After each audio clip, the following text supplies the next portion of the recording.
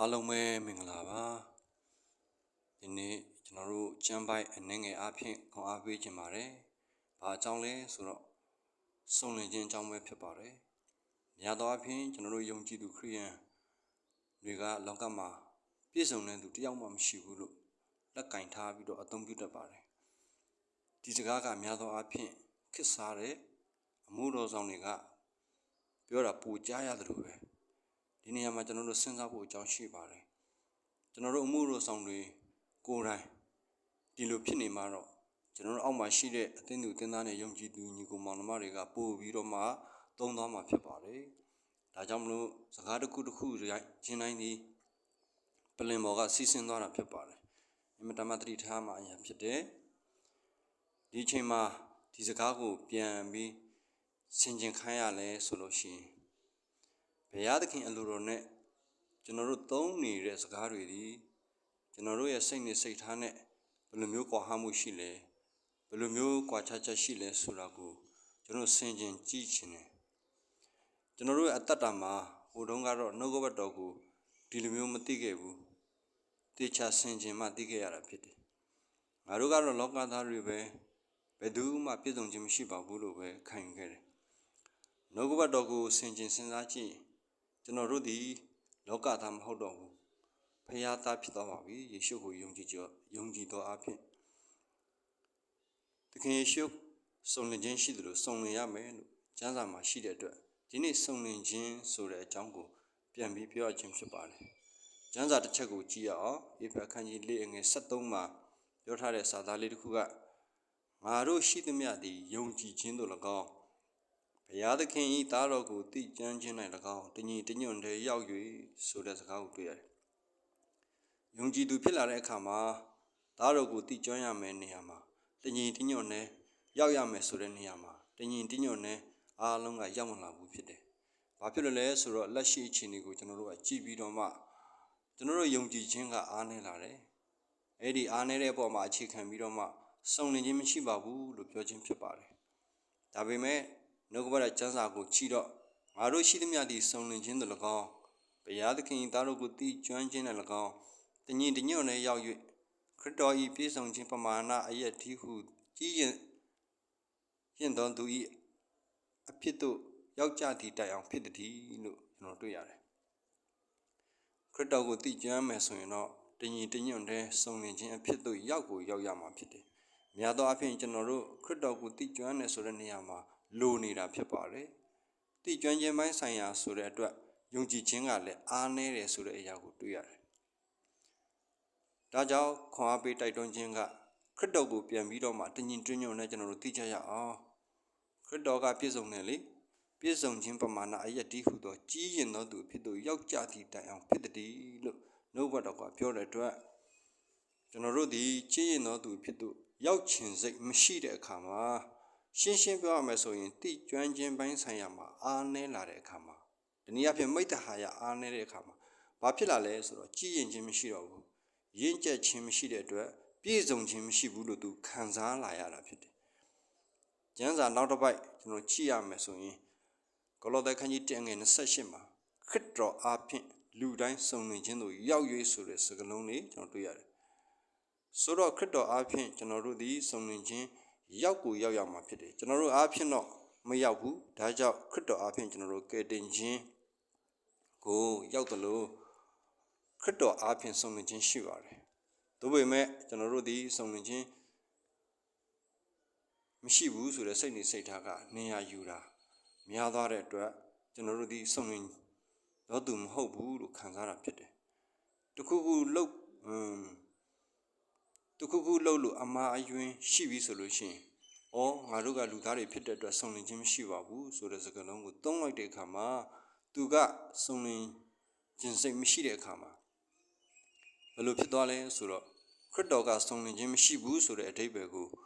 သူကိုယ်တိုင်ဖော်ပေးတယ်လို့ဖြစ်သွားတယ်။ဒါကြောင့်ကျမ်းစာကခရစ်တော်အဖင်စုံလင်ခြင်းတို့ရောက်၍လူခတ်သိန်းတို့ကိုဆက်သအံ့သောငါဆိုတဲ့အခါမှာ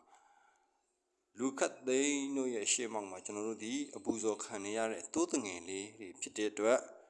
ခရစ်တော်ကိုယ်တိုင်ကပူဇော်ခံခဲ့တဲ့သူ့ရဲ့အသက်တာကိုကျွန်တော်တို့အားလုံးဒီဆက်သခံရတဲ့ အတ္တတာဖြစ်ဖို့အတွက်စုံလင်ခြင်းကိုရောက်ရမှာမရောက်လို့ကိုမရပါဘူးဒါကြောင့်ငါတို့သည်လူခတ်သိန်းတို့ကိုတတိပေး၍ပညာအမျိုးမျိုးနှင့်ဆုံးမသွန်သင်လျက်ကျွန်တော်တို့ကဆုံးမသွန်သင်တဲ့အခါမှာလဲပြည့်စုံရင်ကျက်တဲ့အဆင့်ကိုမျှော်မှန်းပြီးတော့မှ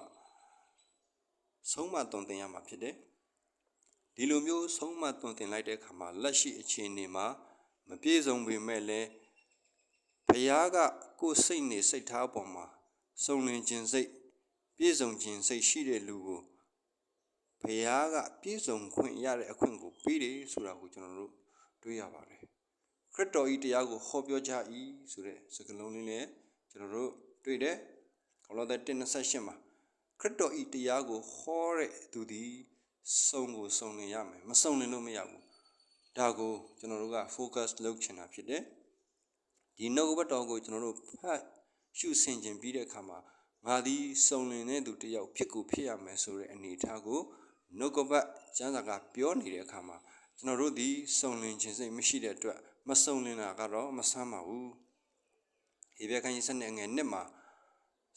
စာသားလေးတစ်ခုကယုံကြည်ခြင်းကိုအစဦးစီရင်၍ဆိုတာများသောအားဖြင့်ကျွန်တော်တို့ကယုံကြည်ခြင်းမရှိပါဘူးသခင်ယေရှုခရစ်ကယုံကြည်ခြင်းကိုပြုလုပ်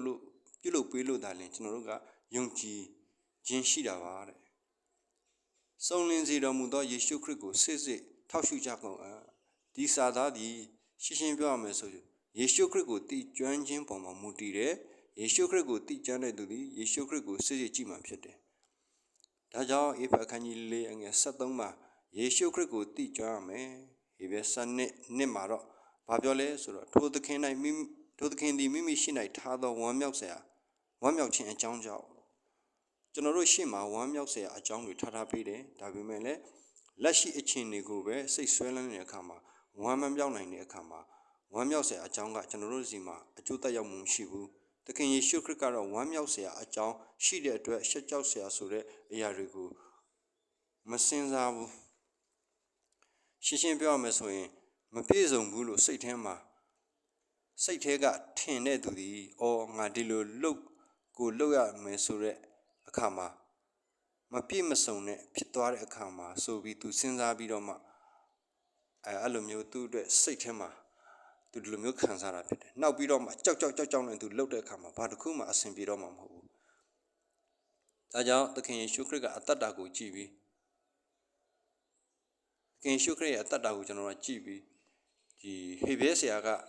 ဘာပြောလဲဆိုတော့ယေရှုကိုယ်တိုင်ကတောင်မှ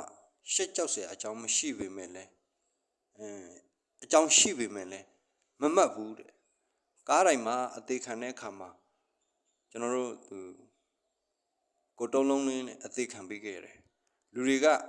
အားနာလို့သာပိတ်ပစိုးလေးပြေးဝတ်ထားတာတကယ်တော့ကျမ်းစာကအားလုံးကိုချွတ်ပစ်တယ်ဆိုတဲ့အရာလေးကိုကျွန်တော်တွေ့ရတာဖြစ်တယ်ဒါဘယ်သူအတွက်လဲကျွန်တော်တို့အတွက်ပဲဒါကြောင့်ဝမ်းမြောက်စရာအကြောင်းကတော့ထားမြောက်ပြီးလောကကိုအောင်မြင်နေဆိုတဲ့အခါမှာသူ့အတွက်အားလုံးကပြည့်စုံသွားပြီဖြစ်တယ်ဒါကြောင့်စုံလင်ခြင်းဆိုတဲ့အရာကနှက်နေပါတယ်တော်ယုံတန်ယုံနှုတ်ကပတ်တော်ကိုမဖတ်ဘူးမစင်ကျင်ဘူးဆိုရင်လည်းသိမှာမဟုတ်ပါဘူးကျမ်းညွှန်းတွေအများကြီးပေးလို့ရပါတယ်ဟေဘဲခန်းကြီး7ငယ်40ကောလောသဲခန်းကြီး2ငယ်6နဲ့ခွန်ကျွန်တော်တို့တက်ခန်းကြီး3ငယ်10စသည်အပြင်အများကြီးတော်တော်များများရှိပါတယ်ကောလောသဲခန်းကြီး2ငယ်10ကိုကြည့်မယ်ဆိုရင်အထွတ်အမြတ်အာဏာစရှိသမျှကိုအုပ်စိုးတော်မူသောထိုသခင်၌သင်တို့သည်စုံလင်ခြင်းရှိကြ၏တမန်ကျမ်းစာကကျွန်တော်တို့ကိုစုံလင်ခြင်းရှိတယ်လို့ပြောတဲ့အခါမှာကျွန်တော်တို့အားလုံးကငါတို့ဒီမစုံလင်ပါဘူးလို့ပြောတဲ့အရာဒီဒါကဘုရားကသူကစုံလင်ပါတယ်လို့ပြောနေပါတယ်ဆိုရတဲ့နဲ့ကျွန်တော်တို့ကမစုံလင်ဘူးလို့ပြောတဲ့အခါမှာသူ့ကိုဆန့်ကျင်တာဖြစ်တယ်အတိုက်ခံသွားလို့တာဖြစ်တယ်ဆိုတဲ့အခါမှာကျွန်တော်တို့ကဒုတ်ချုံခြေထောက်နဲ့ကန်တယ်ဆိုတဲ့ရှင်ဘောလူပြောသလိုဖြစ်နေဘုရားသခင်ကစုံလင်ပါတယ်လို့ပြောတဲ့အခါမှာကျွန်တော်တို့ကမစုံလင်ပါဘူးလို့ပြောပြီးဘာဖြစ်လို့အတိုက်ခံလုပ်ချင်တာလဲဒါကြောင့်ဒီအရာလေးကိုပြန်ပြီးဆင်ခြင်ခွန်အားယူဖို့ဖြစ်ပါတယ်ကျွန်တော်တို့ဒီစုံလင်ပြီးရင့်ကျက်တဲ့သူအဖြစ်တို့ရောက်ရှိဖို့အတွက်အသက်တာကိုနှုတ်ကပတ်တော်အပြင်ဆင်ခြင်ပြီးမှပြုပြင်ပြောင်းလဲရအောင်လို့ပြန်လည်ပြီးတော့ခွန်အားပေးတိုက်တွန်းခြင်းပါတယ်